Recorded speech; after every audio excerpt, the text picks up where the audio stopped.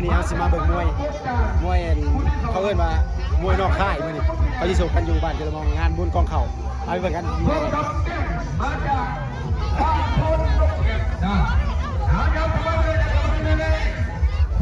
ของไล่ไปมีจะคู่มื่อนี้มี6 คู่มีมวยนอกค่ายมีหวังดีกว่ามวยค่ายกับพี่มั้งมวยค่ายนี่คือว่ามวยค่ายชกกับมวยบ้านมันแน่นอนมื่อนี้มันแน่นอนมากำมือกันเลยไป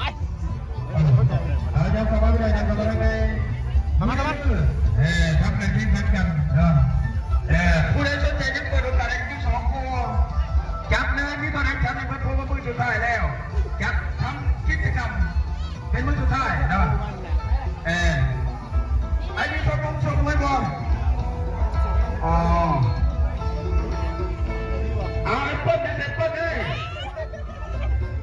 เปิ้ลคิดจังสุกอยู่ใส่มาดิลูกยับกลับมาพี่น้องมาเสียโซกันนะมือสุดท้ายแล้วทีมงานมวยกันดีของสะพานมวยลาวคิงบุกซิงซ่ากองเชียร์มวยเลยพี่ลูกนี้กองเชียร์ลายเลย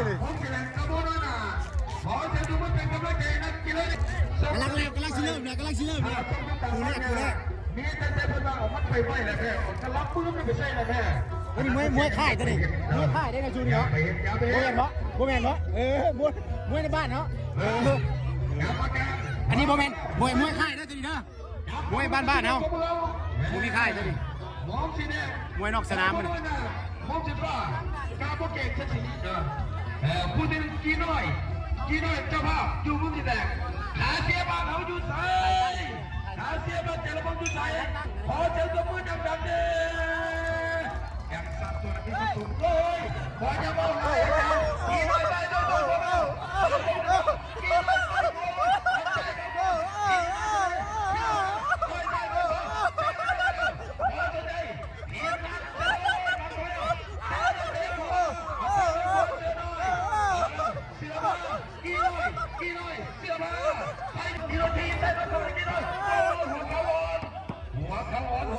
กีน้อย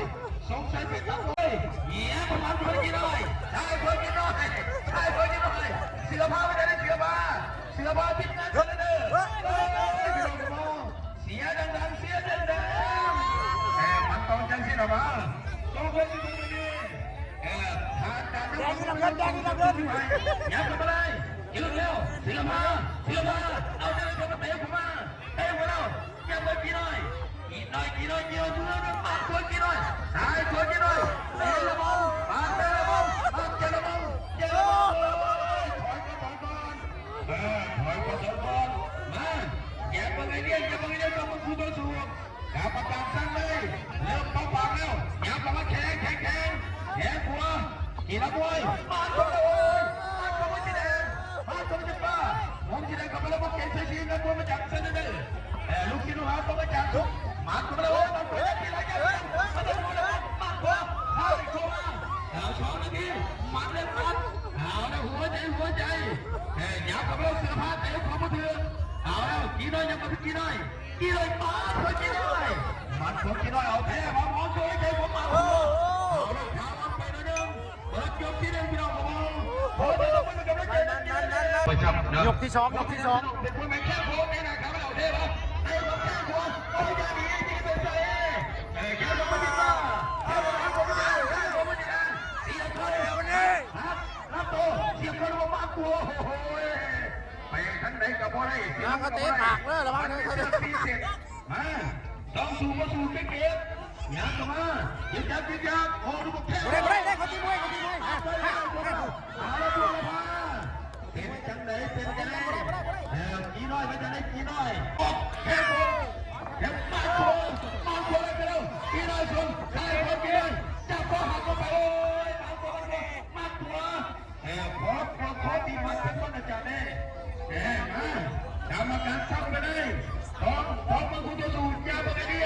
แย่ปกติหมาคุณโอ้ยจะมาจะโอ้ยหมาตัวได้ไปเลยอันนี้บอกพิษจะได้แก่พอจังได้กระจับ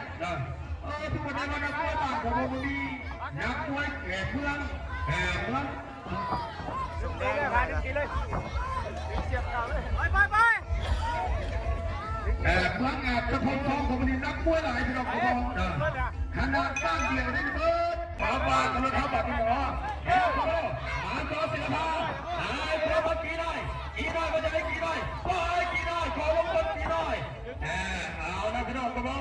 มาเอาแล้วการชุบมันจะได้แจกชุบซักเส้นที่มันจะได้กระบอกเฮ้ยโคโรมาขาโบใจมันควรกี่ได้มันควรกี่ได้เข้าไปคำว่าแย่เราต้องเห็นอย่างนั้นเวลาสังสมกับสมบูรณ์ทุกว่าตีไปเลยกีฬามวยมาเลยมาครับ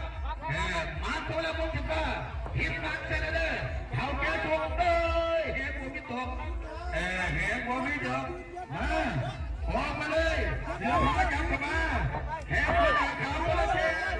ใช่คนละแค่คนละมาโค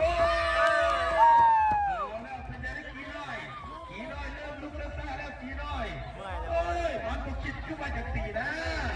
มันคือแล้วมันเมื่อยมาออกไปเลยมันก็ไม่มาเสื้อผ้าซ้ายหัว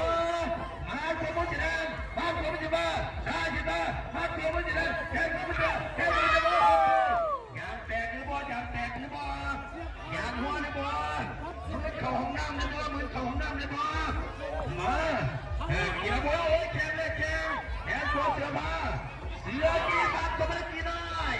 กินได้ไม่ได้มาบัดหัวมาประหารมาประคาตัวเป็นจังไดพี่น้องกระมองหัวใจใครที่ขาดความกันมาก็ไม่ได้ซ้ายขวาซ้ายขวา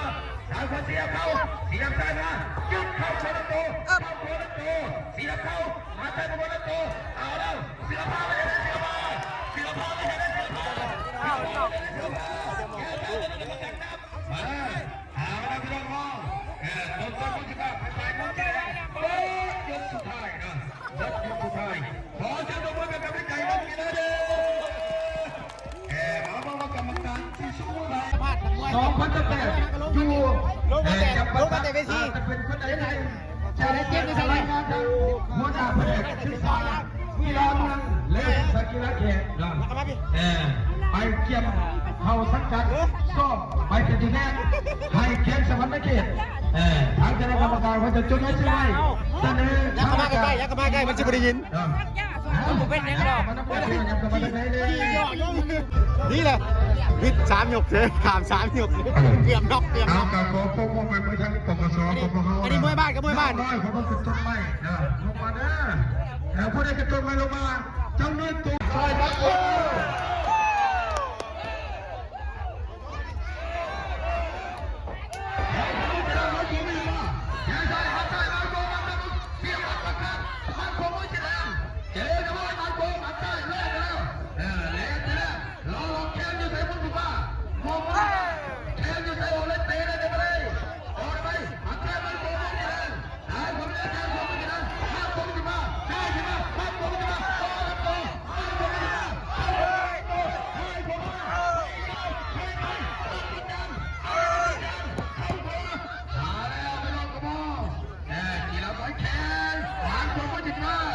มองจิบว่าอาวุธหนัก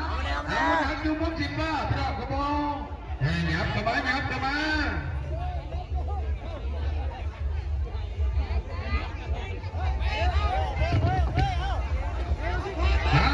พอไปเลยมาถึงมองจิบว่าแค่พอมองจิบว่ามาตั้งตัวมองจิบว่าเสียประกาศสามแค่ตัวลับโตแข่งขวาเตะตัวจะลับโต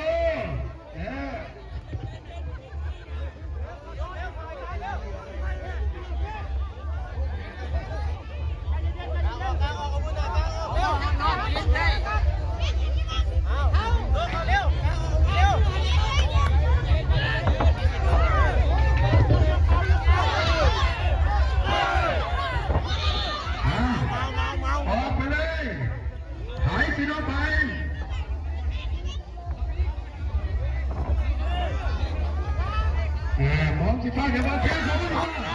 นัดตัวมองจิตตาปัดกับเข้า